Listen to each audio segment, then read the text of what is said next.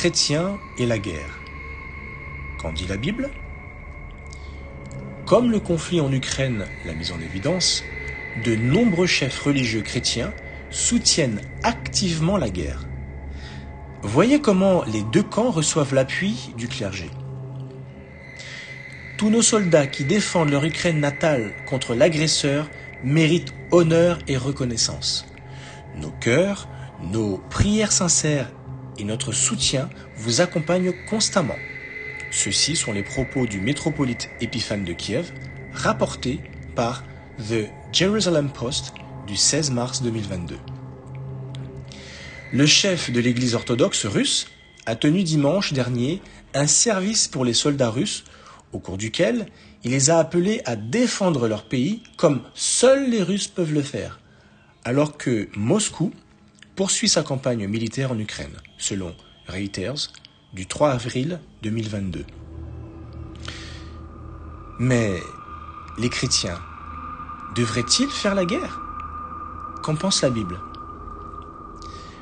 Ce que dit réellement la Bible. La Bible montre que ceux qui suivent vraiment Jésus-Christ ne participent pas aux guerres. Remets ton épée à sa place, car tous ceux qui prennent l'épée mourront par l'épée, selon Matthieu chapitre 26, verset 52. Et ceci sont les propres paroles de Jésus. Une personne qui approuve la guerre ou qui prend part au combat, obéit-elle réellement aux paroles de Jésus ? Je vous donne un commandement nouveau, que vous vous aimiez les uns les autres, comme je vous ai aimé. Vous aussi, aimez-vous les uns les autres. Par là, tous sauront que vous êtes mes disciples, si vous avez de l'amour les uns pour les autres, selon Jean chapitre 13, versets 34 et 35. Une personne qui soutient la guerre manifeste-t-elle le genre d'amour qui, d'après Jésus, doit caractériser ses disciples ? Peut-on concilier guerre et christianisme ? Les chrétiens et la guerre aujourd'hui. Peut-on raisonnablement attendre des chrétiens aujourd'hui qu'ils refusent de faire la guerre ? Oui, la Bible a annoncé qu'à notre époque, une période appelée les derniers jours, des gens de toutes les nations n'apprendraient plus la guerre, conformément aux enseignements de Jésus. Pour en savoir plus, pose-toi la question. La guerre, qu'en pense Dieu ?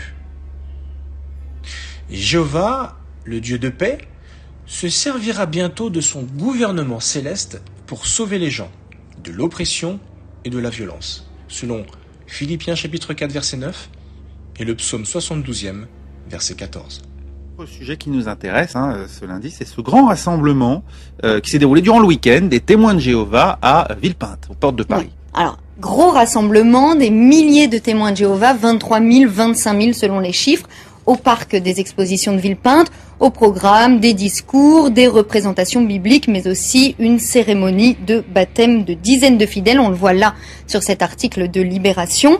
Si les médias ont beaucoup parlé de ce rassemblement, c'est surtout parce qu'il intervient 3 semaines seulement après une décision favorable de la Cour européenne des droits de l'homme en faveur des témoins de Jéhovah.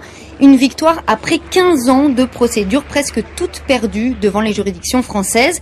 C'est notamment ce que souligne Libération. L'affaire concernait un dossier très complexe de redressement fiscal.